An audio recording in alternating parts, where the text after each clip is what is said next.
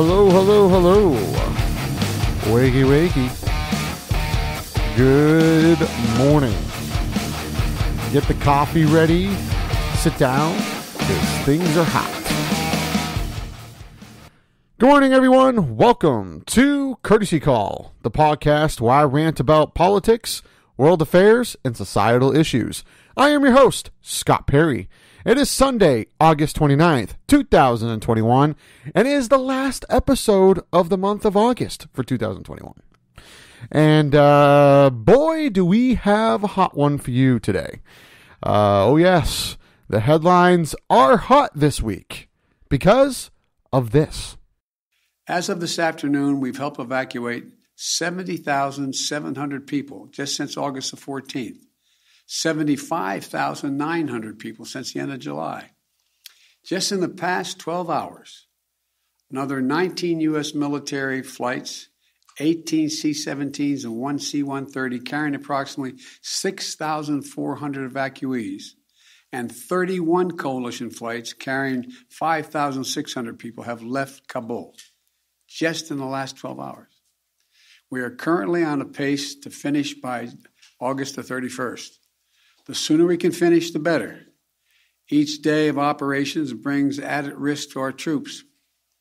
But the completion by August 31st depends upon the Taliban continuing to cooperate and allow access to the airport for those who we're transporting out and no disruptions to our operations. The longer we stay, starting with the acute and growing risk of an attack by a terrorist group known as ISIS-K, an ISIS affiliate in Afghanistan, which is a sworn enemy of the Taliban as well. Every day we're on the ground is another day we know that ISIS-K is seeking to target the airport and attack both U.S.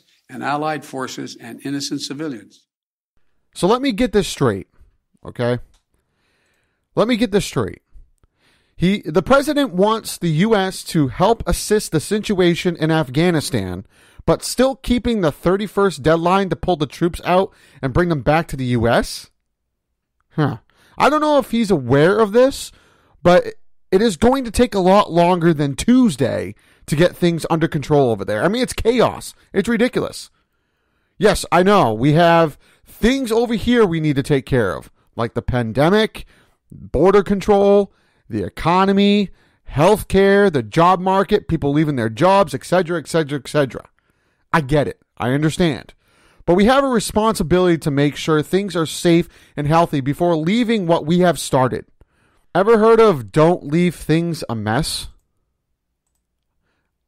I wouldn't leave things the way you found it because, let's face it, it was a disaster the way we found it initially, right? Like 20 years ago? But yes, right now you don't want to leave things, a mess, as we did. It was a mistake pulling out the way that we did. We have been over there for a little over 20 years. We took over. We fought the terrorists. We created a healthy and stable organized system over there. And now it was almost all for nothing because we didn't do it the right way. And it probably doesn't help that the Afghan government decided to be cowards and flee the country opposed to fighting to take it back either. So either way, it did not help the situation at all. And everything is just a mess. But we are the ones to blame here. We gave the Taliban some ground to do their dirty work and go back to terrorizing their people. We essentially tore down, and figuratively speaking, we essentially tore down an old, broken down house, built a new one that is strong and beautiful, and then handed a book of matches to a nearby pyromaniac before abandoning the structure. And now we have to go back, pick up the burnt scraps, and rebuild the damn structure again. But this time, don't hand a book of matches to the pyro, and instead put him behind bars and make sure he can't set any more structures on fire. We have a great episode for you guys today. Let's see. I'll be getting more into this whole issue over in Afghanistan later. I'll also be talking about the latest developments in the investigations into the Capitol riot that took place on January 6th of this year. Also, more news on COVID-19 and the vaccinations. And always the Headhunt segment and 2 societal topics of my choice. But first, for those who would be happy to hear this, that Andrew Cuomo is officially no longer the governor of the state of New York. And obviously, this is due to his claims of sexual harassment and a big investigation being conducted and things not looking good for him. And I've shared my opinion about this before in previous episodes, that I do not stand for sexual harassment. Those who commit sexual harassment or sexual acts should be held accountable appropriately. Absolutely. Resignation is part of it. But I also believe that other legal consequences should follow, such as maybe some prison time, some fines, some restitution, etc., etc., etc. So who commits sexual harassment should be punished for those who do that. However, looking at Governor Cuomo, I also shared my thoughts on this. So we could see evidence so far of him kissing people on the cheek and touching them on the hips. To me, personally, that's not a big deal. And I'll explain why. Because I grew up with a lot of European friends. I'm of European descent. I'm Italian Portuguese. And I also, have done business with those in the, from Europe. Okay. And they are probably the most affectionate people out there. And they're very endearing. And they like to touch. And it's not to be sexual at all. It is just to be endearing. Exactly what the former governor said weeks ago. He did it to be endearing, and that's exactly what Europeans do. Like to be affectionate, hands-on people. And again, it has nothing to do with being sexual. It has nothing to do with sexuality or trying to commit a sexual act. The intent is just to be comforting, and to be, almost like a physical way of caring. I don't believe that he did those things to be sexual. Now, I did, read some material that he is accused of groping a woman's buttocks and also reaching underneath the shirt of a woman and grabbing her breasts. Which at that point, yeah, that's sexual harassment. That's clear sexual harassment and should be dealt with. And definitely should be consequenced. Absolutely, 110%. But again, a kiss on the cheek, though, and a grab on the hip, I don't see that as being sexual sometimes. You just got to understand European culture. We once did, and now we're tearing it down because America is becoming way too sensitive these days over everything, because there's been actual sexual harassment and sexual acts being committed without permission. So that has happened, but not that we need to blow every situation out of proportion and claim every situation as sexual harassment. We need to relax a little bit. And I think America has taken it a little too sensitively. And I believe that, we need to start understanding that, sometimes people express things in a different manner.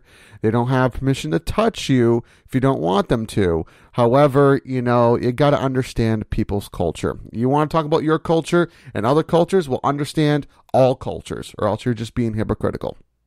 So, but with that being said, yes, if you did commit sexual harassment and did touch women's buttocks or grope their breast, then he deserves to be removed.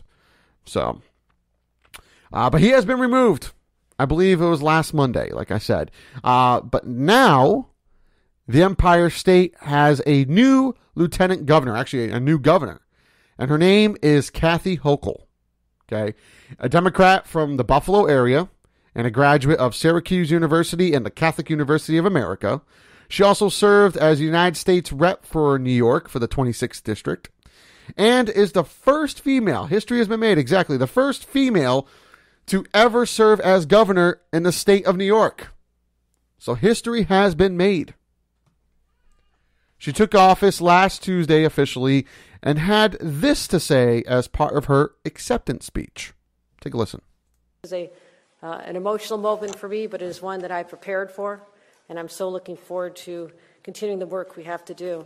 To that end, I spoke with President Biden last night to talk about a number of issues. He pledged his full support to my administration in anything we need. Particularly, I thanked him for the support we've received from FEMA and others in terms of cleaning up after Henri and how we were prepared, and I'm going to continue assessing the situation. I do want to thank the people whose lives were disrupted, as well as those who responded not just to that crisis, but those who continue to fight on the front lines as we fight this deadly pandemic. I also want to thank the hundreds of thousands of state workers who I have such respect for, and I look forward to letting them know that I will represent them with my heart and soul as well. They are the face of government in many, many communities, and I have my utmost respect for all of them. Well, congratulations to now Governor Kathy Hochul, or Governor Hochul, on being the new governor of the state of New York and the first female governor in the state of New York. Again, congratulations, and I hope you can do a lot more for the state than the other one. So, all right, well, we're going to take a quick commercial break. When we come back, I will go more into the crisis in Afghanistan, plus new developments in the investigation of January 6 riots, and more updates on COVID-19 and the vaccines. So don't go anywhere. A lot more to come here on Courtesy Call. Come on down to the Hop Knot at 1000 Elm Street, Manchester's premier craft beer and gourmet pretzel bar. Tell us more, Trudy. We make our dough fresh every day. We make a variety of styles of pretzels and serve craft beer, cocktails, and a few bottles of wine. We do the traditional pretzel, and we have multiple flavors for that. We also do stuffed pretzels, pretzel sandwiches, free dessert pretzels, and pretzel knots. The Hop Knot in the Brady Sullivan Plaza at 1000 Elm Street. Subarus are made for winter with symmetrical full-time all-wheel drive, so you can help your friend when they break down in the middle of nowhere. Kelley Blue Book's most trusted brand. That's a Subaru. Morning. Can I have a coffee, please? We can do better than that. How about an acorn spiced latte? No, thanks. What about a nitro charcoal brew with dry ice? Oh, no. Just... The charcoal purifies the soul. Just a regular coffee is fine. Thank you. Okay, let's talk milks. We got okra milk, we have sloth milk, and then we have fresh unicorn milk. Only $12 extra. Isn't that right, Caliber? Whoa. I'll just do half and half. And my coffee? Okay, but first, Fomart.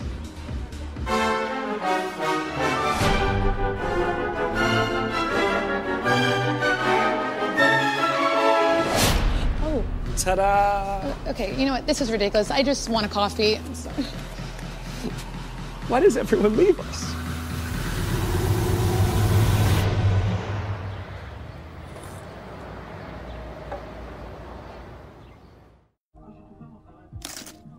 This Bud Light Seltzer lemonade is packed with lemonade flavor. Yeah, it even has more flavor than my grandma's lemonade. She still lives here, right? Yeah, it even has more flavor than grandma's lemonade. Oh, no. Guess her hearing is better than we thought. New Bud Light Seltzer Lemonade. Packed with more flavor than grandma's lemonade. Every morning, I thought I had to make a choice. Do I use a toothpaste that whitens my teeth or one that's good for my teeth? Now I don't have to choose. My dentist told me about Crest Whitening Therapy. So I tried it. From Crest 3D White comes whitening therapy. It's our best whitening technology. Plus, it has a fortifying formula to protect your enamel. Now I get a whiter smile and healthy teeth all in one. The 3D White collection from Crest. Healthy, beautiful smiles for life. Good morning, Mr. Sun. Good morning, Blair. Ooh, I'm gonna grow big and strong. Yes, you are. I'm gonna get this place all clean. I'll give you a hand. And I'm gonna put Lisa on crutches. Wait, what? Says she's gonna need crutches. She fell pretty hard. You might want to clean that up, girl. Excuse us. When owning a small business gets real, Progressive helps protect what you built with customizable coverage. And I'm gonna... Donnie, no. Oh, just one. Jake from State Farm, it's the least I can do. You really did me a solid with that, Maya marked down on my insurance? Here's the deal, Maya. State Farm offers everyone surprisingly great rates. Right. No, really, there are no markdowns, just great rates. Pull around back in 20 minutes. I'll hook you up with the good parts. When you want the real deal, like a good neighbor, State Farm is there.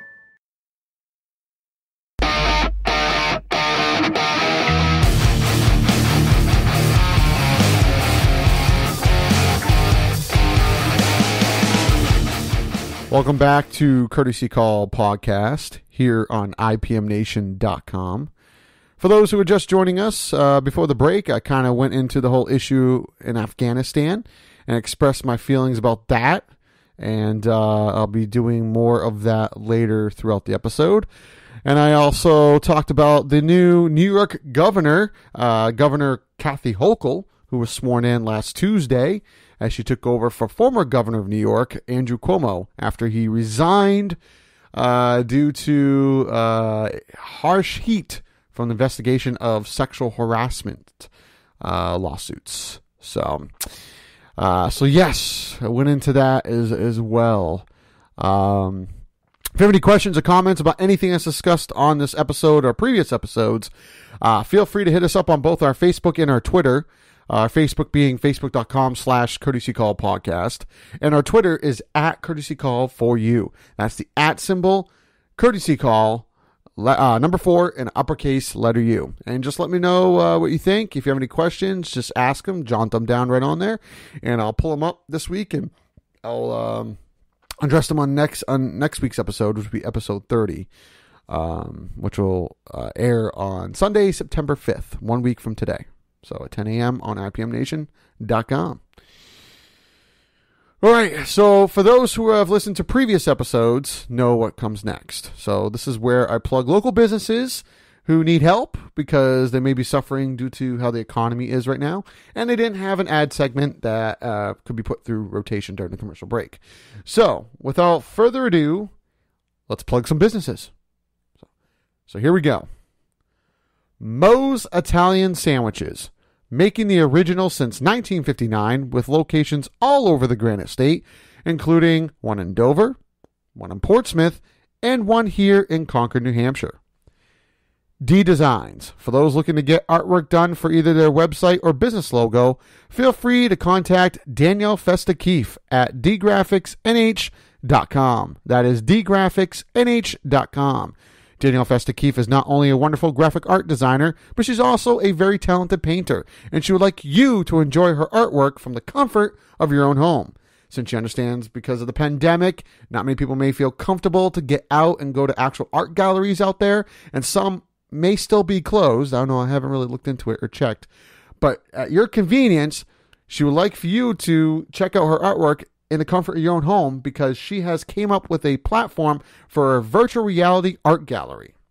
It's pretty much what you do is you go on to Danielle Festa-Keefe's website, dgraphics.com, or you can go on her Facebook page, and she has a link on there that you click on. You register, fill out the information, and then you'd be directed to a actual VR gallery. You feel like you're actually at an art gallery where you can walk through each virtual reality room and see all the artwork that she has done and has uploaded into the software and into the platform. So it's pretty cool stuff, pretty awesome stuff, very cutting edge and new state-of-the-art kind of materials that we're looking at here. So definitely really cool, really awesome thing. So check it out. That is Danielle Festa-Keefe's VR art gallery. So, and don't forget to hit her up again at dgraphicsnh.com. Crawl Space Audio. If you're looking to do any audio project such as podcasts, or you're a musician looking to record your work, feel free to reach out to Dave Swillem at 603-275-2020. That's 603-275-2020. The Cake Fairy Bakery, located at 110 Old Londonderry Turnpike Road in Hooksett, New Hampshire. They serve wonderful baked goods such as cakes, pies, cannolis, cupcakes, dessert logs, etc., etc. But I believe what they're best known for is their eclairs. I love eclairs, and I definitely look for a nice, rich, homemade eclair, and this place hits the spot. And if you like eclairs, you're going to love this place even more. They have, it's very good size. It's very good size eclair. They have a wonderful, rich, nice, decadent cream inside the custard. And the fudge cream that's on top of the chocolate is just so divine. It's amazing, and it will definitely have your mouth very happy. Very happy. Very good stuff. Again, that's the Cake Fairy Bakery located at 110 Old Londonderry Turnpike Road in Hooksett, New Hampshire. And speaking of bakeries, Clem's Bakery, located at 29 Indian Rock Road in Windham, New Hampshire. They also serve wonderful, great, amazing baked goods such as pies, cakes, cannolis, eclairs, and other bakery novelties. But what they're best known for is their donuts. I love donuts. I love them on occasion. And they have amazing donuts. They have all the traditional kinds, anywhere from old-fashioned, honey glazed, jelly, Boston cream, powdered, chocolate cake, etc., etc. But their best kind of donuts that they make, in my opinion, are both their vanilla and chocolate cream, which is it's a very freshly baked yeast shell. It's nice and soft, exactly the way you want it, with very nice, very decadent vanilla and chocolate cream inside. And it's just amazing. I love chocolate-filled donuts. I love vanilla-filled donuts. And this place does it the right way. And they don't have it all closed in inside the hole. They actually cut it in half, put the cream inside. It's like almost like a sandwich. So you'll definitely love this place if you love donuts, if you love freshly baked donuts. Again, that is Clem's Bakery, which is Klemms Bakery, located at 29 Indian Rock Road in Windham, New Hampshire. Hit up these businesses, give them some business. A lot of these businesses suffer from the pandemic, and they could use your help. And plus, you could use some tasty treats and some good services, right? So hit up these businesses. So, all right. So let's talk more on the Afghan government. All right.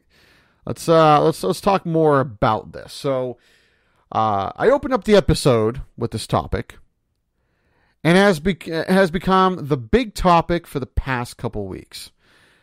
Now, ever since we pulled our troops out of Afghanistan prematurely, the Taliban took over due to our negligence and the cowardness of the Afghan government. Afghanistan has been a nightmare more than usual. People flooding the streets to evacuate, the airport in Kabul overfilled with people. And the Taliban trying to get Afghan citizens to come back so they can torture them some more than they have done in the past. Bombing airports, bombing vehicles, opening fire on citizens. It is a complete war zone out there.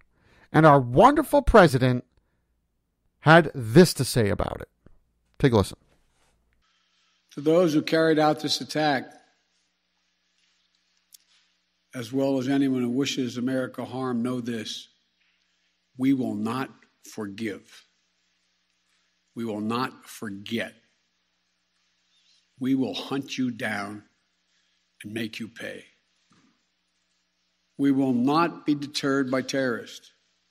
We will not let them stop our mission. We will continue the evacuation. I've also ordered my commanders to develop operational plans to strike ISIS-K assets, leadership, and facilities. We will respond with force and precision at our time, at the place we choose, in the moment of our choosing. Here's what you need to know. These ISIS terrorists will not win. We will rescue the Americans who are there. We will get our Afghan allies out, and our mission will go on.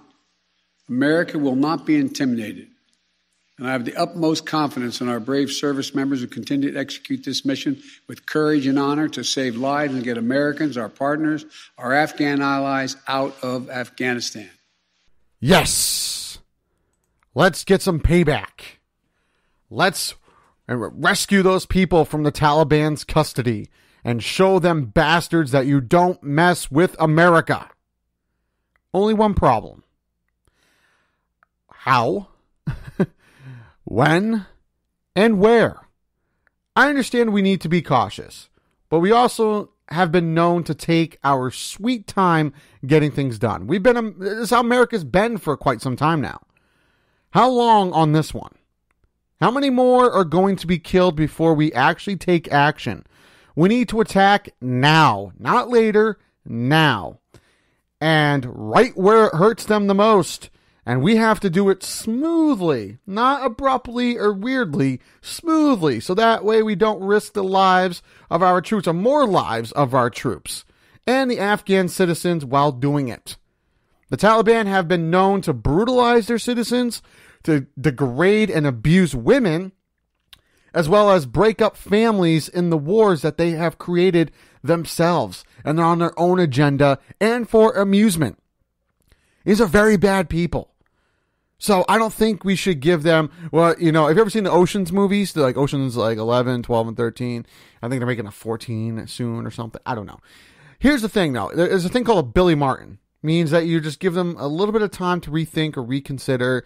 And if they don't comply or go with your demands, then you just go in and just boom, done. Take them over and annihilate them. We don't need to give the Taliban a Billy Martin. They don't deserve the Billy Martin. They deserve to be crushed immediately and quickly. These are very terrible people. They come across us with, just bring the women back, bring the citizens back. We won't hurt them. We won't touch them. We won't do anything. There'll be no retaliation. Yeah, I'm sorry, but that's bullshit. That's complete bullshit. The actions they have done in the past and their track record has shown that is complete bullshit. So don't believe them. They don't deserve to give time to think. We should hit them now.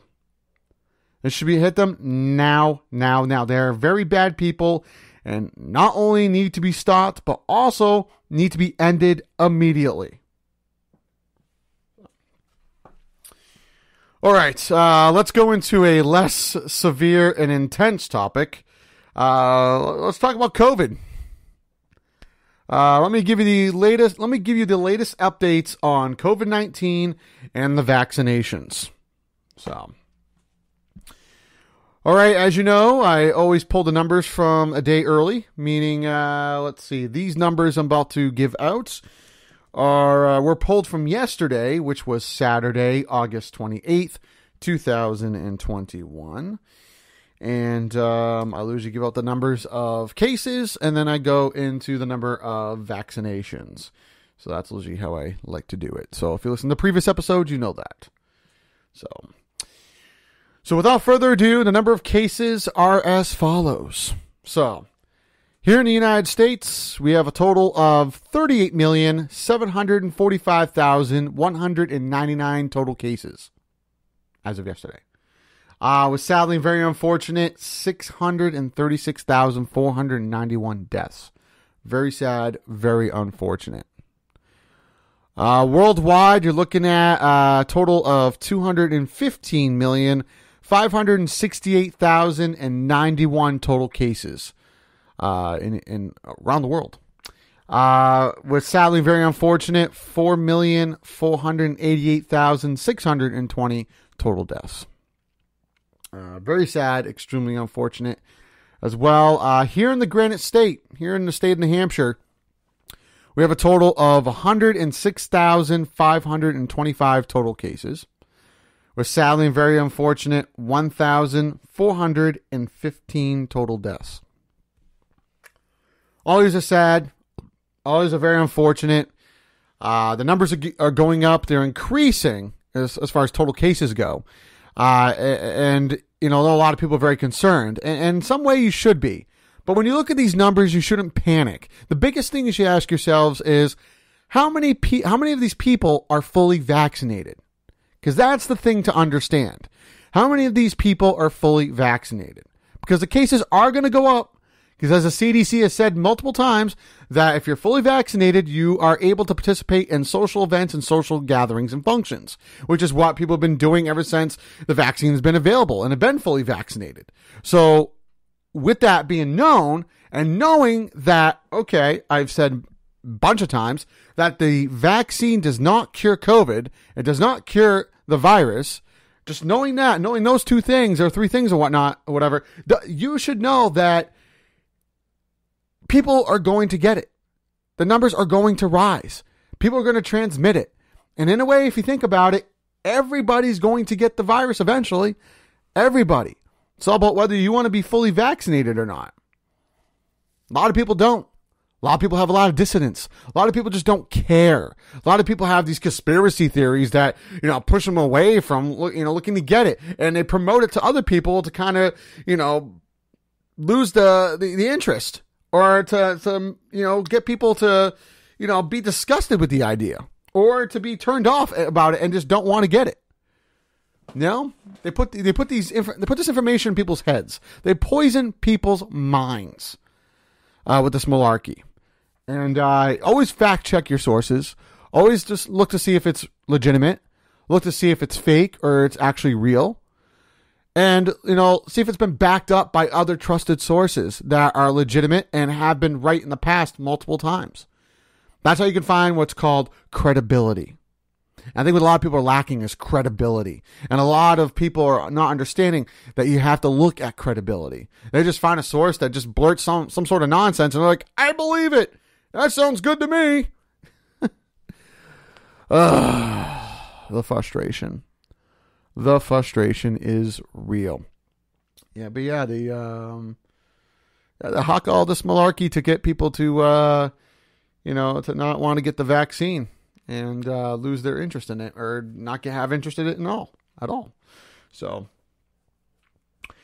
yeah. Now, speaking of vaccines, let me give you the numbers on that. So the total number of doses given versus how many of those people have been fully vaccinated. So without further ado, here in the United States, we're looking at a total of 366,838,484 total doses have been given as of yesterday, with a total number of 172,646,952 total people have been fully vaccinated. Worldwide, we're looking at a total of 5,179,929,280 total doses have been given worldwide, with a total number of 2,088,285,559 total people who have been fully vaccinated. So, and in the state of New Hampshire, here in the Granite State, we have a total of 1,718,046 doses have been administered, with a total of 809,260 people who have been fully vaccinated. So looking at the total percentages here, it looks like here in the United States, we have about 52.4% of the population fully vaccinated, which has definitely gone up. Congratulations. Thank you. Thank you for doing your part. Worldwide, we're looking at, Sally, 26.9%. Really? Really? You think the number would be higher than that? Given the amount of promotion and amount of suffering that's been going on worldwide with this. Looking at the total number of cases and all the effects and results of that. And then looking at the, people being vaccinated. Really? You think more people will get vaccinated due to everything and such? Well, no, but here in the state of New Hampshire, we have about a total of 59.5% of the population has been fully vaccinated. Almost 60%, that's gone up, which is thank you. Thank you, New Hampshire, for doing your part. I appreciate it because, we need to get more people vaccinated to be able to be safe from this thing. To be able to, once they do get it, like I said, essentially, I think everybody's going to get it. But once they do get it, that they're safe, protected, and will suffer only low to moderate symptoms at the very most, and will not suffer the full severe symptoms of this virus. Like I've stated a few moments ago, that, the vaccines do not cure the virus. They don't. They haven't. It was stated right from the beginning from Dr. Fauci, the lead scientist in infectious diseases, and his crew of other medical experts have said, and even the CDC has said, that the vaccine was not created to cure it, just to suppress it or just to bring the symptoms either to low or moderate effect if you were to get it. So essentially, if you think about it, the vaccine is not the vaccine. It's not a vaccine. The COVID-19 vaccine is not a vaccine. It's a shot because it doesn't cure the virus. All it does is just, like I said, make it so if you were to get the virus, you would suffer low to moderate symptoms at the very most. It's not like other vaccines, like, let's say, polio. Okay, polio, you take a vaccine for polio, you don't get polio. It prevents you from getting polio, right? Take the mumps. The mumps has a vaccine. You take the mumps vaccine, it prevents you from getting the mumps, right? So, the COVID-19 vaccine, you still can get COVID. So it's not a vaccine. It's technically a shot. It's just a shot to suppress the symptoms or just to bring the symptoms half to what it could be. Like I said, low to moderate. So understanding that, you know that numbers are going to go up.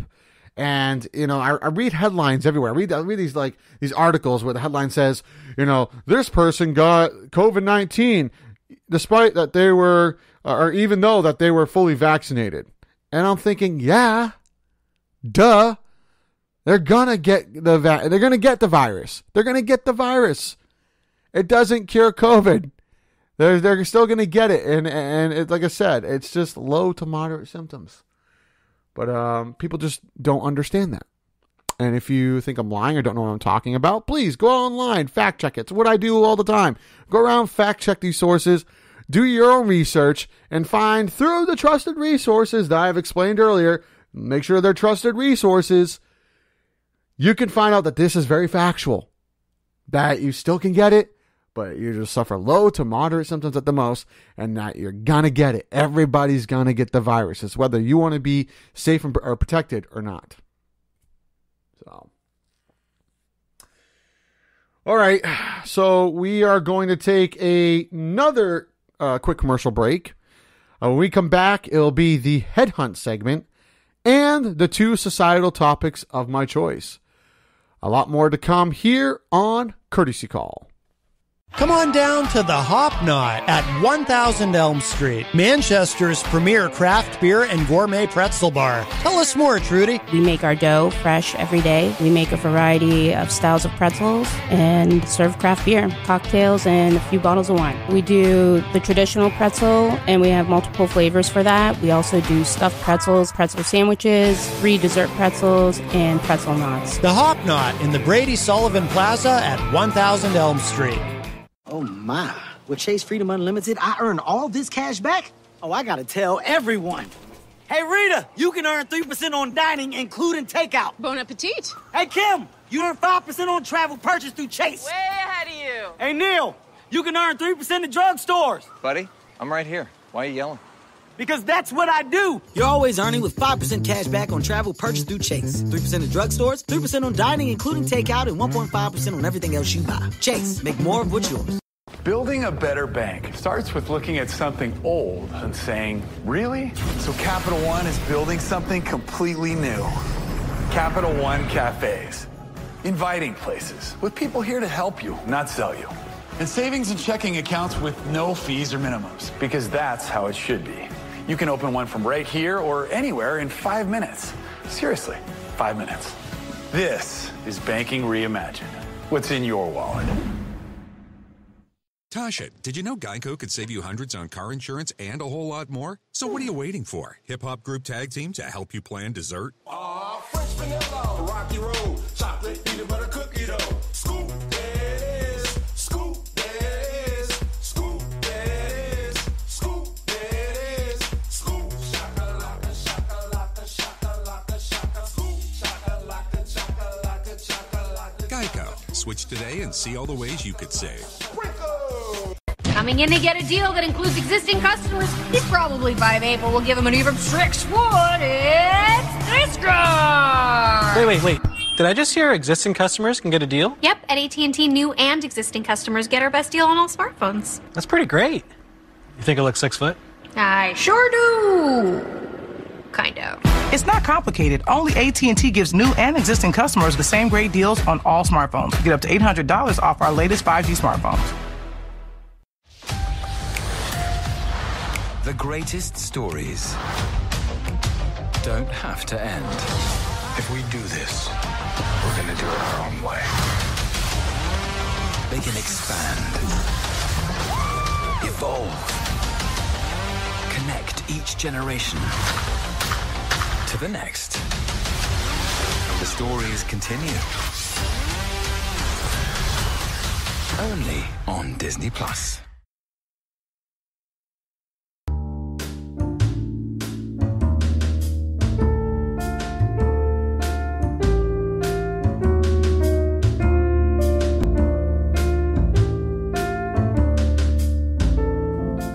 Welcome back, everyone, to Courtesy Call Podcast here on IPMNation.com. I hope everyone's enjoying their weekend or what's left of it. Let's see. We have a long one next weekend. Most people should have a long one next weekend. An extra day off Monday, a week from tomorrow, as it's Labor Day weekend. So hopefully you guys got plans for that. And they are going out to do some fun stuff. I know that I got a couple of plans here and there. A week from today, obviously, episode of Courtesy Call. But after that, I'll be heading over to Manchester, which is about 15, 20 minutes from here, to Northeast Delta Dental Stadium to go see the Fisher Cats take on the Portland Sea Dogs, as I've been a big baseball kick lately. Last Monday, I was actually at the Red Sox game. I was at Fenway Park seeing the Sox take on the Texas Rangers, which was an awesome game. Very fun time. Always enjoy a nice ball game. As you know, hockey is my number one sport. But, baseball until hockey, right? Because that's the only sport going on right now. That's interesting. So, to me at least. But, I like going to baseball games. And you like checking out the Sox and see how they're doing. They're kind of doing somewhat terrible. But that night, last Monday, they did pretty good. So tickets dropped dramatically because it was postponed due to Hurricane Henry last week. And, Ace Ticket and other agencies were looking to get people to go. So they dropped the tickets by like 80%. So anyway, for this weekend, I think after this episode, I'm going to go get myself all prepped up and ready for the rest of the day. I'm actually taking my mother out on a brunch cruise on the Mount Washington, MS Mount Washington, on Lake Winnipesaukee. For those who have visited New Hampshire, know anything about New Hampshire, or lived here, as a matter of fact, know what Lake Winnipesaukee is. You know about Lake Winnipesaukee. And it's pretty much our largest lake in the state of New Hampshire, and the most popular. So, and a lot of celebrities have houses on there. A lot of very successful people have houses on there. But it's just a very good lake to just go on and just enjoy the scenery and stuff. When you, other than being on the ocean, Lake Winnipesaukee is pretty great. So taking my mother out on a brunch cruise, just because I haven't, hung out with her in quite some time. So I'm going to do that. I'm going to go check out my ladies softball game at some point. And then I'm not sure what we're doing for the rest of the day. And then tomorrow, I believe I have some other commitments I have to do. I have a couple of meetings, doing a little bit of traveling and such. So pretty moderate, but fun weekend. So again, if anybody has any questions or comments about anything that's said on this episode or is addressed on this episode or previous episodes, feel free to reach out on both our Facebook and Twitter, which our Facebook is facebook.com/Courtesy Call Podcast. And our Twitter is @Courtesy Call for you. Again, that's the @ symbol, Courtesy Call, the number 4 and uppercase letter U. I had to think for a second. But hit us up. Let us know anything you want to know. Any comments, any questions. I'll rack them up this coming week. And then I'll address them on next week's episode, which will be episode 30, which will air a week from today, Sunday, September 5th, 2021 at 10 a.m. on IPMNation.com. So, all right, speaking of questions and comments, it is time for the Headhunt segment. For those who have not listened to previous episodes, and this is your first episode, do not know what the Headhunt segment is. This is a part where in the episode where I go on online sources like Facebook or Twitter, mostly Facebook, and go on other sources' Facebook pages, like I'll go on CNN's Facebook page, MSNBC, WMUR News 9. I'll go on their Facebook pages and just look up articles that I have posted and see if anybody's commented or questioned underneath or asked a question underneath it. And if I feel the comment is lacking some substance or is a little bit bogus, I'll shed some light and some truth to that and add my 2 cents worth to that. And if I feel that there's a question that has not been answered underneath that, I'll answer it to the best of my ability and add my 2 cents worth to that. So without further ado, here's the first one. I'll usually do 3 of these, by the way. And the first one that I'm looking at is I'm on CNN's Facebook page. And I do this, I pretty much do this live. You know, I do this as I'm doing it. I kind of look under as I'm doing it. Now, here's an article that was posted technically yesterday. Okay, it was yesterday, August 28th, 2021, yesterday morning. And it had in regards to the what's going on in Afghanistan, the big topic of this episode and of the week. The whole issue in Afghanistan. And it says, here's what to know about ISIS-K. Now, ISIS-K is part of the Taliban. It's this terrorist group that's doing all this terror, committing all these acts and committing all this BS and craziness over there that we're trying to stop and prevent or try to take care of and take down. Such. But the terrorist group ISIS-K is claiming responsibility for the Kabul airport attack. As we know from this past week, the airport or somewhere outside of the airport in Kabul was bombed. It was a bomb that went off. It killed a bunch of our troops, very sadly and unfortunate, which is what President Biden was referring to on the last clip I played, and we referred to this past week during his speech, is that we will retaliate. And we will show them not to mess with our country and America, and we'll show no mercy, and we're gonna get back at them. We're gonna do what we need to do. But yes, there was an attack outside of Kabul airport, and that killed our troops. And there's a comment here. It says, "What they want to do is unseat the Taliban in the end," says Arthur Graham Wood, a writer of The Atlantic. These groups are going to be fighting again, and it's going to be, I think, in a very short time, it's going to be just like the Afghanistan of the 1990s, which was horrific. If anybody remembers the 1990s and what happened back then, followed politics and that issue, where there are many warring factions. And a person by the name of Radan commented underneath that, saying, conveniently, I meant to say conveniently. It's spelled conveniently. I think it makes sense to say conveniently. But anyway, I believe he intended to say conveniently. So conveniently reappearing after a few years of absence. Maybe they are magicians. And I'm not 100% sure what he means by that. I mean, maybe things just went away and also now just popping up. I think that, like I addressed earlier in the episode, that these terrorist groups are, they never went away, really. These terrorist groups just weren't part of the scene, weren't addressed or talked about or whatnot, because we had everything under control over there. But I think there were a lot of terrorist groups, including this ISIS-K, who were waiting, because they knew eventually that we would pull our troops back, because our troops can't live there forever, can't be there be there permanently. They knew at some point we had to go back to our country, and they were just waiting and had a planned strategy for when we went back to our country to take over Afghanistan again.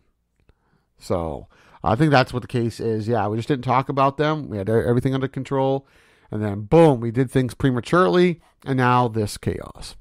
So appreciate your comment there, Radon.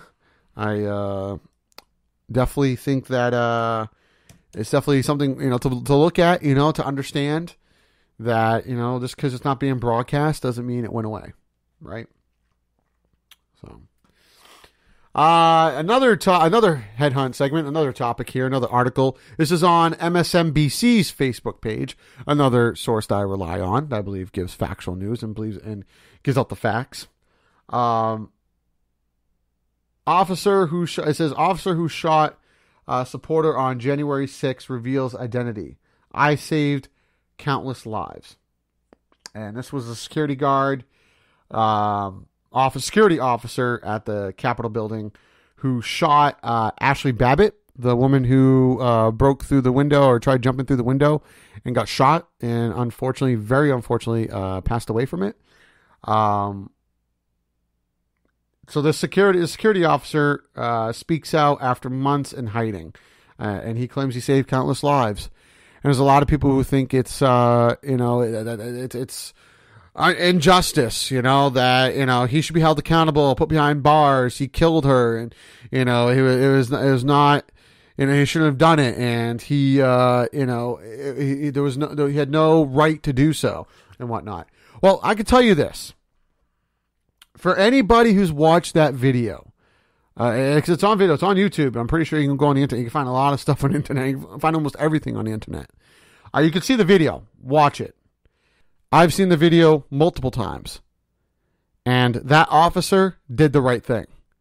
You have a angry mob, a group of people who are angry, looking to be aggressive, very apparent that they're looking to be aggressive. Smashing windows, breaking property, yelling out profanity, and just their body language shows that they're looking to fight and looking to break into the door to take over the Capitol, which they kind of did.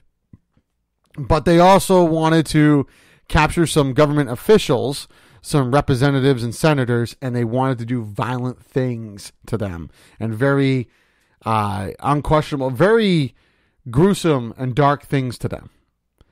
If you watch the video, you know what those things are. And so to have an angry mob break down a door to get into the building to do those things, to an intent to do those things, I'm sorry, you have to do whatever you have to do to protect people and protect those government officials. And anywhere, and not just the Capitol, you break into any building, even people's houses, and a police officer sees that, or a homeowner, or a carrying homeowner sees that or witnesses that, you're going to get shot. You're going to get shot. It's common sense. You just don't break into things that don't belong to you. So it's our Capitol. It's our Capitol. Yes, you pay the taxes for it, whatnot, but you don't pay everything for it. And it wasn't built intent to be our Capitol. It was mainly for the government so they can run the country properly, which is they're messing up. I get it.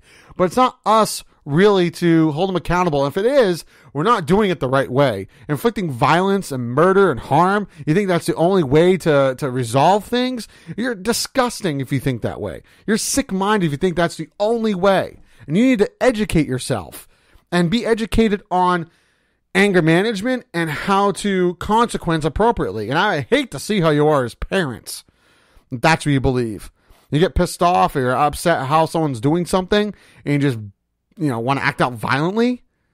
Do that to your kids. That's Child and Family Services needs to be all over that. But anyway, so you have violence. You have people who are violent, and violence is being inflicted and being promoted, and they break into a building, and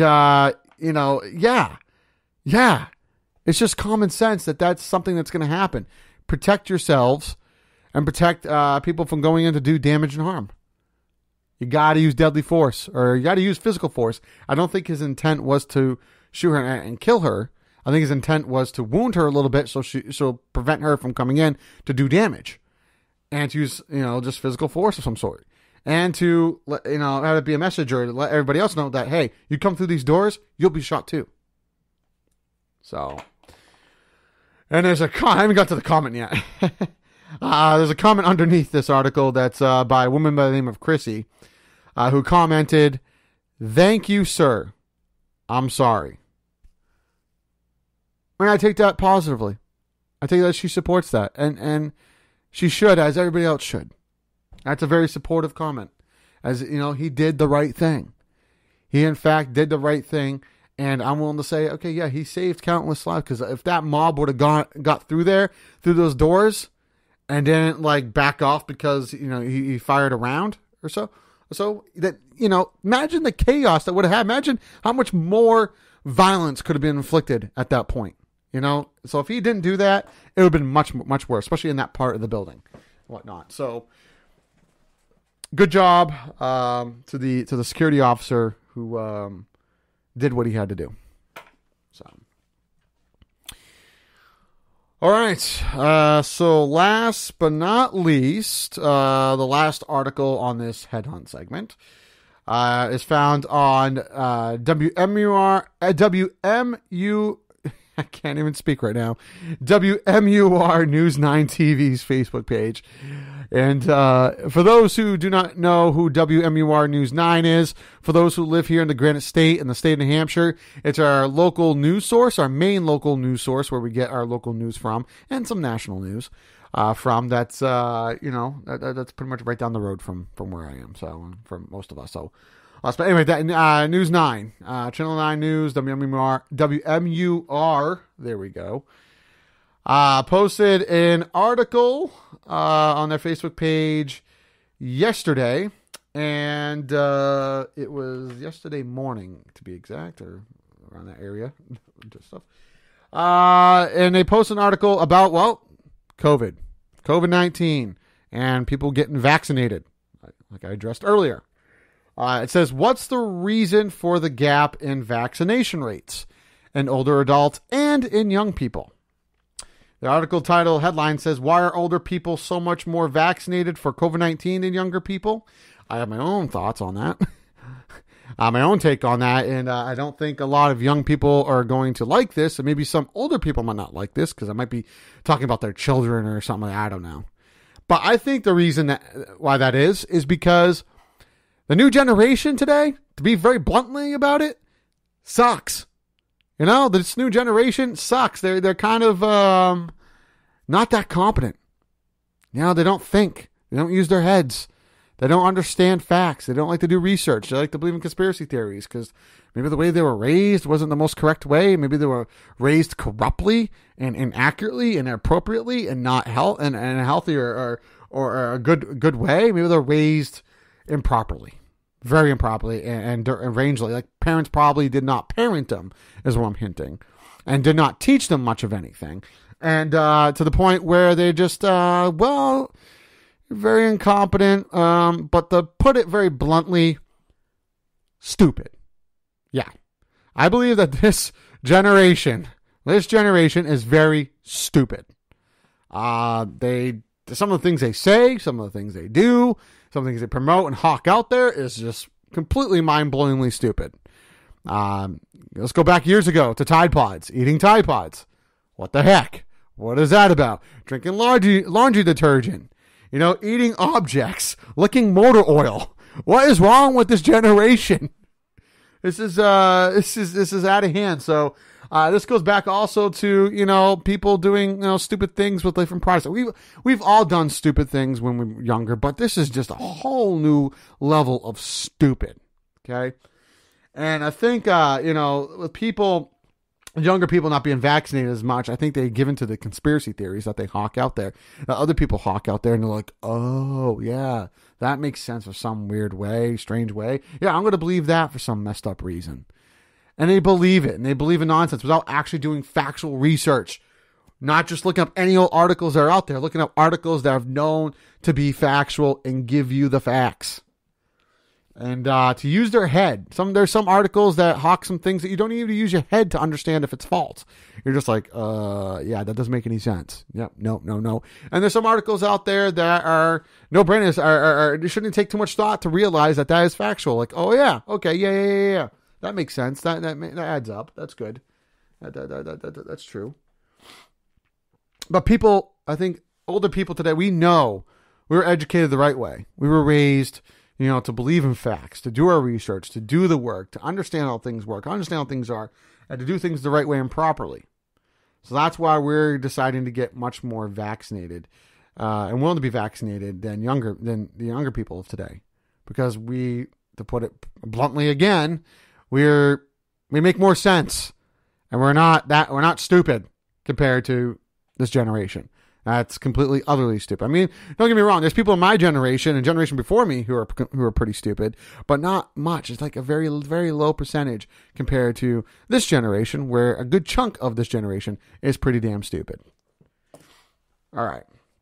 Let's get to the comment. The comment says, this is by a person by the name of Ingrid.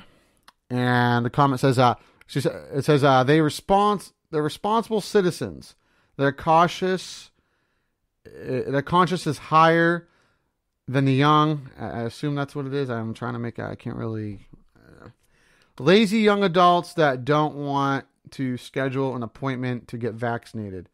Mom has to do it. Okay, yeah. So they're responsible. I think they meant to say they're responsible citizens. Their cautious is higher, or the conscious is higher than the young, and there are young lazy adults out there that don't want to schedule an appointment to get vaccinated. That their parents have to do it. So I agree with that. Again, that's the other reason too, is that the laziness. Not only they're stupid, but they're also lazy because of bad frickin' parenting that I've explained and expressed numerous times on numerous episodes on the show. So yeah, they're lazy, they're stupid, and they just want everybody else to do things for them. And, you know, us adults are more alert and not as stupid and not lazy. So we get off our asses and do stuff. So, kind of a little ironic that it's the parents that causes these lazy young adults or young people. And but yeah, our generation and generation before is a lot more responsible than this current generation. So, all right. Well, that ends the headhunt segment.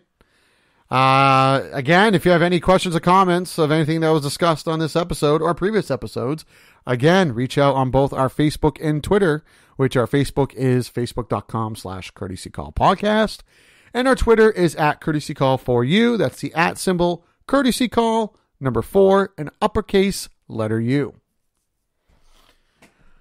All right. So now I'm going to talk a little bit about the January 6th, the investigation of the January 6th, let's call it insurrection. Speaking of, I talked about the security officer, brought up part of the segment, of the headhunt segment, a security officer doing the right thing. Now, January 6th was a massacre. It was a massacre, and it could have been worse. But because of the actions of the security guards doing what they had to do, the security officers doing what they need to do, they prevented it from getting much worse. And ever since the event took place, there has been an investigation. Investigation has been made, and people have been brought to justice. There have been charges filed. Over 620 people have been charged in the Capitol insurrection so far. And to look at some of the more evidence or some of the more material that's taken off from insider.com, which is insider.com is one of the sources I use to get my facts from. The article was posted from insider.com yesterday, early morning. So actually technically it was late Friday night. And it says, since supporters of then former guy swarmed the U.S. Capitol on January 6th, forcing Congress to go into lockdown and damaging the halls of the government, the Capitol building and such, 624 people have been arrested and charged with the crimes.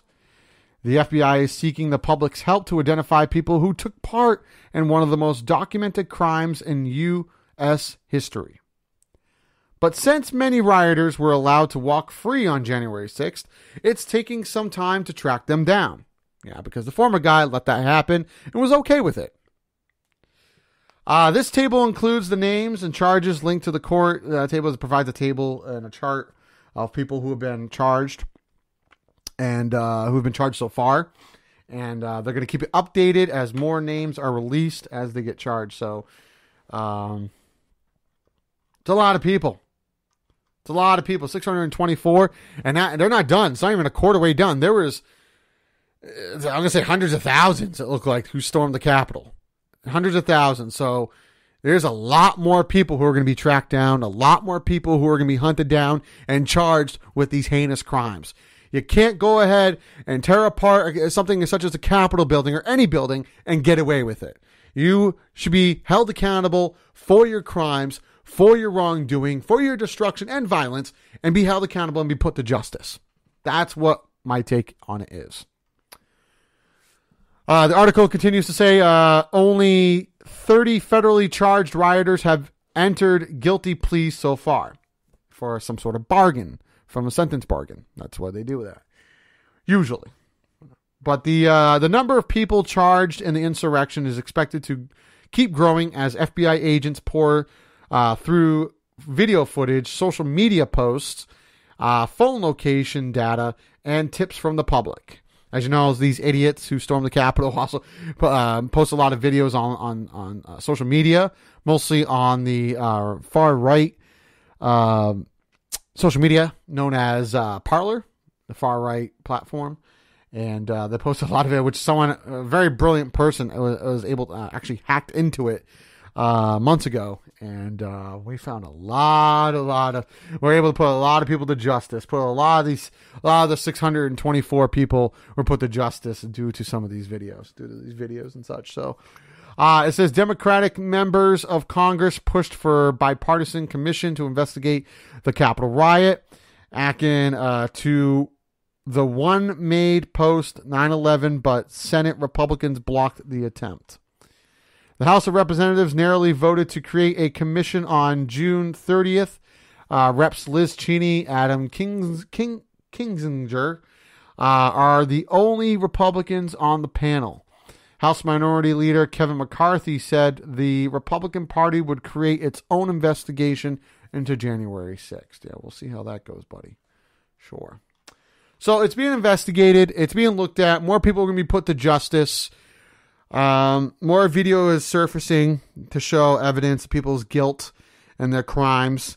Who knows what they're going to get? If they're going to get a plea bargain, if they're going to get a reduced sentence, if any of that's going to take effect. I know a lot of them have so far, but some of them are going to get the full-on charges because a lot of them is spit in the face of police officers, abuse police officers, abuse security guards and security officers. You can't do that and expect to, get away with it. And not only that, something like that should not be forgivable or be reduced. You should get the full sentence. You hurt a government official or someone of a government official or someone in good ranks that works with the federal government or government at all, state or federal, you should not get a reduced sentence. You should get the full on sentence if you're cooperating or not. You should, threaten with I think the law should threaten, these convicted felons and criminals, threaten them with a harsher sentence if they don't cooperate. So give them a harsh sentence and threaten them with a harsher sentence if they don't. That's the way you should play the game. That's the way it should be done. So we'll see what develops from this as the weeks go by. Shall we? So, all right. Now it is time for the 2 societal topics of my choice. As you know, for the past several weeks, I always give a review on previous topics I've discussed. Most popular one has been driving violations. Driving violations and driver's etiquette, or piss poor driving, pretty much. And I always like to give a review on that because we all see it every day. We all see these drivers who are speeding up, going 20, 30 miles an hour over the speed limit and not giving a damn, not using their turn signals when they're turning. And if they do it within 5 feet of their turn. And so many of them who are doing it. And they give you the finger for their wrongdoing. And I've expressed my experience. I've talked about my experiences, right? I've shared my experiences on the road many, many times. Where I've been driving, a guy's tailgating me. I slow down because I don't reward nonsense like that. You tailgate me, I am going to slow down. Okay, you don't like it, then pass me and do that to someone else. And eventually, hopefully, if any justice gets served, a police officer will catch your ass and you'll be, pulled over and served with a fine, a ticket, and be consequence and discipline or whatever, whatnot. So, yeah, I have people tailgating me. I slow down. They go right past me. They do pass me, but not before giving me the bird. So giving me the one finger salute from the hand. The tell me I'm number one. Give me the universal sign of F you, which I'm just like, really, guy? If anybody should be, I should be giving you the finger, but I don't like to do that because I don't like to cause road rage. But apparently these people do, and it's unsafe to cause road rage, to speed, and be a dick on the road. But anyway, yeah, I go into reviews like that. I also talk about piss poor parenting. There's a lot of piss poor parenting out there. I see it all the time in public. You know, a child acts up in public and demands something in a store or somewhere, and the parent says no, and the child, you know, throws itself on the floor and kicks and screams and causes a scene. And then instead of disciplining the child further or inflicting discipline, the parent gives in and says, okay, whatever you want, go grab it as long as you behave. Stop throwing a temper tantrum. Don't misbehave. You know, I'll buy you this. I'll get you this. And it's like, that is completely wrong parenting. That only teaches the parents that, only teaches the kids that, hey, you act up, you misbehave, you get what you want. You get rewarded for acting, you know, out of sorts in public. You get rewarded for throwing temper tantrums and being bitter and misbehaving in public. And when they grow up, they be rude, be demanding, they're very negative, and they grow up to be very, very terrible people, or have a terrible personality and be bitter to people. So that's wrong. So parents, discipline your kids. Don't reward for bad behavior. Also look after your kids. Don't let your kids wander off. Like if they're a certain age, don't let, like I'm saying less than 5, younger than 5 years old. Younger than 5 years old, don't let them wander out in the parking lot like several feet away from you, like 20, 30, 50 feet away from you without keeping an eye on them. Or at all, especially if it's a 2 or 3 year old. You keep them by your side. You know, there's a lot of things that could happen. You don't want your kid to get kidnapped or hurt and whatnot. You know, you want to make sure your kid's protected, right?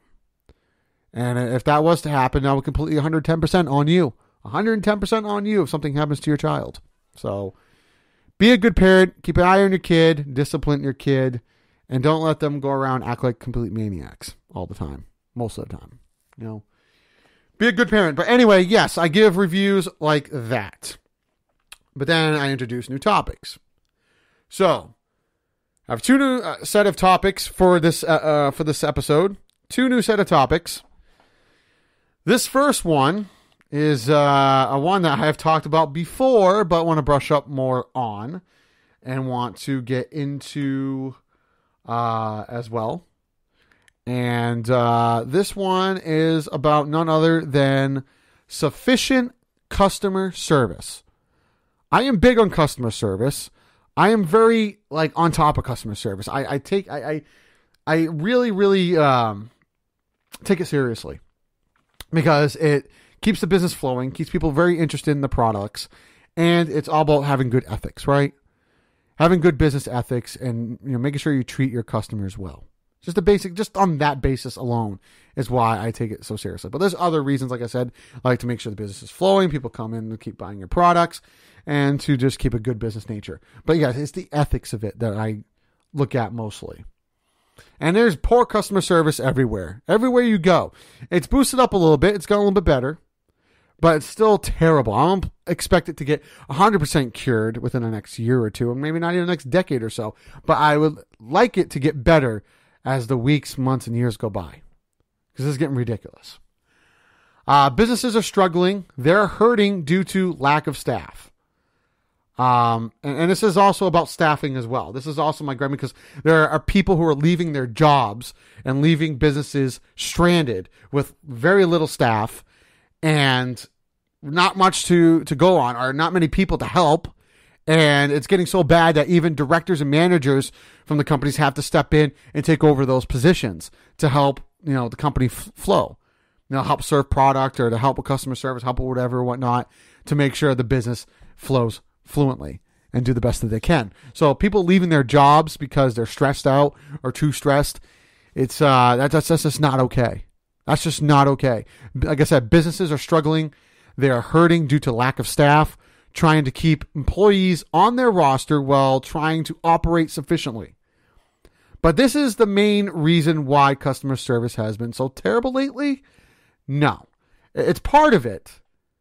It's part of it, but not the main reason. A big part of it comes from not working sufficiently. Even if you're down a lot of staff, you still can work sufficiently. And a lot of jobs and places out there don't understand that. I don't seem to understand that. Yes, not performing in the most sufficient manner. And I've seen it many, many times in the last few months, just in the last few months to a year. I have seen employees at restaurants interrupt service to answer the ringing phone and stop preparing food or preparing whatever product they're trying to sell, thinking that they can multitask but completely fail. I have seen customer service workers standing around to help take care of one person. A one-person job rather than help customers. They would stand around and help take care of one-person job other than help customers. And that's just sad. That's just sad. I've also seen people walk back and forth in the same aisle to grab 3 items for an order when they could grab all of it in one big swoop. And I have seen employees take care of a line of customers and not write their needs down and forget or get confused what certain customers' orders were or needs were. So it is not just that businesses are down staff is the reason why they are slow. It is also the lack of sufficiency and efficiency in their performance. If you're taking someone's order, write it down and write it down sufficiently and in order. Look at the list and walk with it even. Prepare it. Build it in your head. Create a good memory. Not many people are playing memory games or trying to strengthen their memory. They just don't give a damn. They're hurting their minds and their brains more than they are nourishing it and looking to get it better and stronger and better. So I would say write a list of stuff that people need and then go and walk around with it and prepare the product and get the product prepared and ready for them. Also, don't walk by the same items like 3 or 4 times that you need. Do it in one big swoop. Do it in order. For instance, if you work for an ice cream parlor, you're making a sundae. Grab, obviously, if they put it in a dish, most sundaes are in a dish, right? And so grab the dish and then go into the flavors of ice cream. Know which ones they want. Do it in order. So you can grab the flavor, one flavor after another. If it's multiple flavors or if it's just one, then you lucked out. Then just grab that one flavor. But if it's multiple flavors, grab one flavor after the other. Then go straight to the toppings. Then get to the whipped cream. And if they have any bananas or any fruits in there, put that in there. And then make the sundae in order. Don't go into the flavors, then to the whipped cream, then to the toppings, and then go back and forth and then get confused. No. Do it in order and work sufficiently. Most business managers and owners will think this is funny because they're like, wait a minute, you want us to do what? You want us to actually do things in order and sufficiently? We haven't done that in a long time. Why would we do that? Look at this clown trying to, educate us. Yeah, well, something, you probably have more customers if you were sufficient. And I understand where your mindset is. Well, we're on high demand anyway, because a lot of these businesses are in high demand. There's some restaurants, bars, and places where people will flood the place regardless if the customer service is great or not. But, that's because the product is good. But that's not going to last forever. Eventually, you're going to lower your customers count. You're going to get less customers and less customers as you keep, giving out poor customer service. There's going to be another, restaurant or store or whatever that's selling similar products as you that's going to, be built near you that's giving out better customer service. And those customers are going to go to that place. And you're going to lose customers to the point where the job or the managers and owners are forced to get rid of people. And you could be the one to lose your job and not have money to do stuff that you want to do because you didn't perform good customer service. So that's my gripe about that. All right. Now this last, but certainly not least topic, the second one of the 2 topics of my societal issues. Let's have a little sex talk, shall we? This one's a big one. No pun intended. Yes, we're going to have a little sex talk. And it's, now this subject may be a little too mature for some. So you are aware, in case you have some adolescent ears nearby, you may want to remove them. But this is about OnlyFans. The content subscription site known as OnlyFans announced this past week that they will no longer allow pornographic material to be uploaded and purchased on their site. I hope you have those adolescent ears removed or removed from the area. But yes, so OnlyFans, the subscription site, announced this past week that they will no longer allow pornographic material to be uploaded and purchased on their site. This is due to, well, get this, because they were lacking outside investors due to its adult content. Was it because, like I said, was it because people just turned off about pornography? Nope, lacking outside investors is why. So, a complete shocker, right? No. So I don't mean to blow anyone's mind here. Again, pun intended. But OnlyFans is, it's not just a site to purchase sexual content. There is other content on there that you can purchase that isn't sexual. And like what, you may ask, right? Well, like musicians, painters, and crafters selling their work. Also some gardeners selling their products. Non-sexual products. So yeah, stuff like that. So originally there were investors who originally invested in the site because they supported those artists and businesses selling non-sexual products, but stopped once the abundance of sexual content started rolling in. This forced the directors of the site to ban pornography from its site and only allow some adult content that could contain only explicit photos. Meaning photos of assets, if you get my drift.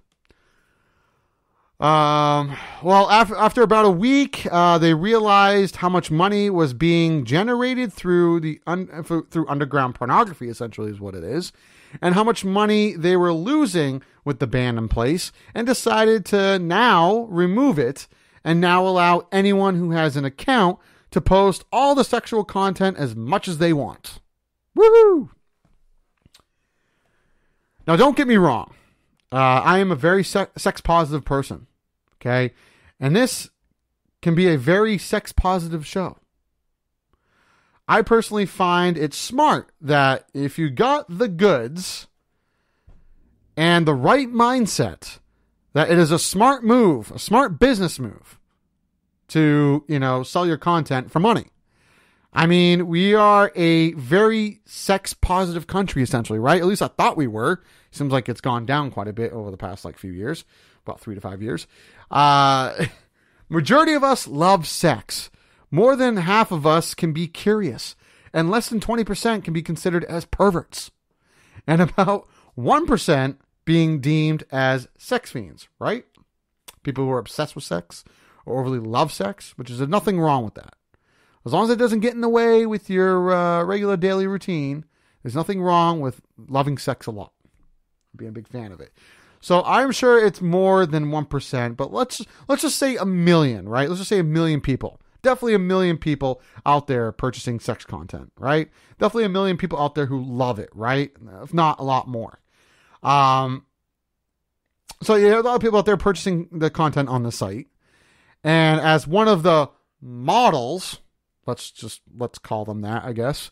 Let's just say they get about 500,000 of those million people to purchase an image that he or she uploaded for $5, right? They purchased it for $5. And yes, I did my research. So I know roughly it's about 5, 10, some are 15 or 20, depending on the content. But for $5, 500,000 people purchase a content that cost about $5 for $5, right?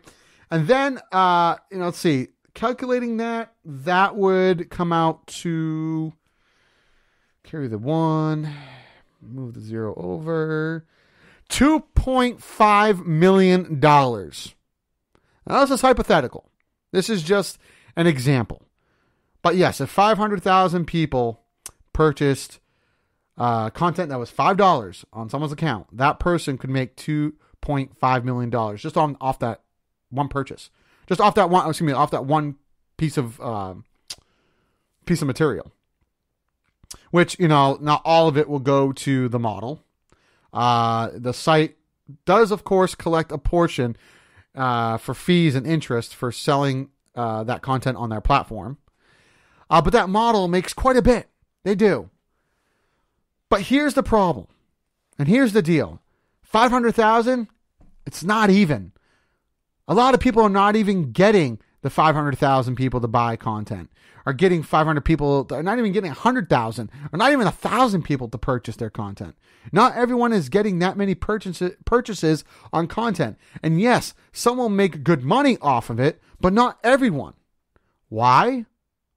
Well, I'm sorry to be blunt here, but I believe it's because, and some may not want to hear this, but I believe it's because you need to have a body. You need to have good assets and a mindset to do it and have some value. Yes, sex sells indeed, but not for everyone. It's not for everybody's body is good to be sold or be admired. Sorry.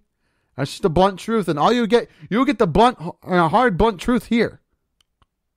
Right? Nothing but the hard, blunt truth on this show. So, but yes, just because you model yourself showing off your goods or upload a video of you committing sexual acts doesn't make you a celebrity, top-notch model, or superior. Okay? Again, you need to have the body, the assets, and the mindset for it. Models and porn stars such as, let's see, Cody Veer, Mindy Muse, Gianna Michaels, Lena Paul, and Angela White. Yes, we've all looked them up. We've all seen video content, and we've all enjoyed it from time to time. But, they all have the body, assets, and mindset for it. They have the actual goods. They are pleasing to look at because, and to be honest, because they have the beauty. And yes, and they have the assets and the mindset. And yes, I get it. Beauty is in the eye of the beholder. However, and do I say this? How do I say this? There are plenty of big melons and peaches out there. And no, I am not talking about your everyday produce at your local grocery store. You know what I'm talking about. You can go for a walk down the road and see them everywhere. They're very common. They're not uncommon. They're very common. And you see that it's just people are more attracted to things that are good but uncommon. People don't want things that are very common. They want things that are good and uncommon. That's how value is defined. And that's what generates value. Things that are desired and uncommon and are considered valuable. Like I said, the more desired and uncommon that the material and the person or whatever it is, the more value it has, right? Right? Big melons and peaches on a big canvas are everywhere. They're everywhere.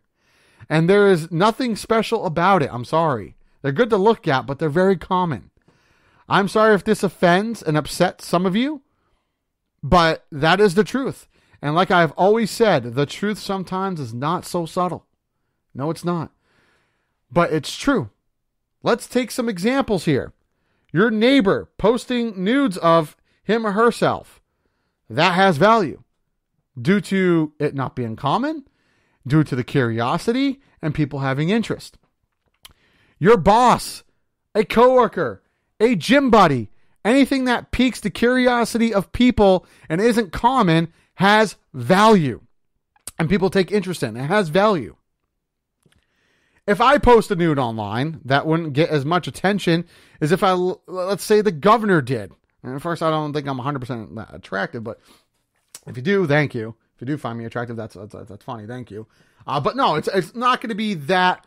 It's not going to be that much popular as if, let's say, the governor of New Hampshire or a governor did it, or even any political or celebrity did it in a way, right? But yeah, if the governor of New Hampshire did it, it would have more value because the governor doesn't do that stuff. It's very rare. It doesn't happen at all. And it piques curiosity. And I'll just throw it out there right now that almost never happens. That pretty much never happens, right? You're not going to see a governor or a state official doing stuff like that unless it's on Zoom, right? Then we have one do that recently, like 3 to 5 months back, do something on Zoom like that. But yeah, I mean that almost never happens, right? So, that's what has value. And some may check it out. By the way, if someone did that, some may check it out because they find him attractive. But most would do it because it's the governor, right? But anyway, it's catch my. I don't know if you catch my drift or not, but here, it's just you have to understand what has value, and not many people today understand what has value. They just think that they just post themselves online and just post themselves whatever in their assets that everyone's going to be interested. And yes, you always have that small, tiny percentage of people who are curious or just want to see anything that has boobs and ass. Melons and peaches. And it's they're kind of desperate. A lot of people are desperate, so you will get those people. But essentially, you have to have the body, the assets, and the good mindset. So, but yeah. Now, here's another thing. If it isn't your main source of income, if posting this material isn't your main source of income, okay, then it's just attention seeking. It's just an attention seeking hobby. I've met a few people who have accounts on OnlyFans. Yes, I've known some people who do that kind of stuff. And on other sources as well. Not only they post it on OnlyFans, but they also post it on other sources and post their content on there. And I have asked them, why? Why did they do that? And is it their main source of income? And all of them responded, get this, no. They responded with no. And some even worked 2 jobs on top of selling their content on the site. And that right there tells me that they are not selling that much content because nobody is interested, or not many people are interested in their content and seeing their stuff. Because it is not that valuable, because it's very common to see someone out there nowadays who is out of shape, looks unkempt, and doesn't take care of themselves, post nudes and sexual content on platforms. It's not a job. It's not a job that someone, can just pull off realistically like that. Like so easily. Just because you pose in front of a camera and take nude pictures of yourself, or video yourself committing sexual acts, doesn't make you a model or a porn star per se. And if you don't have the body, the assets, or the mindset for this, it just makes you seem very desperate for money and very desperate for attention. And that is just sad. And that's all I have to say about that. So, all right.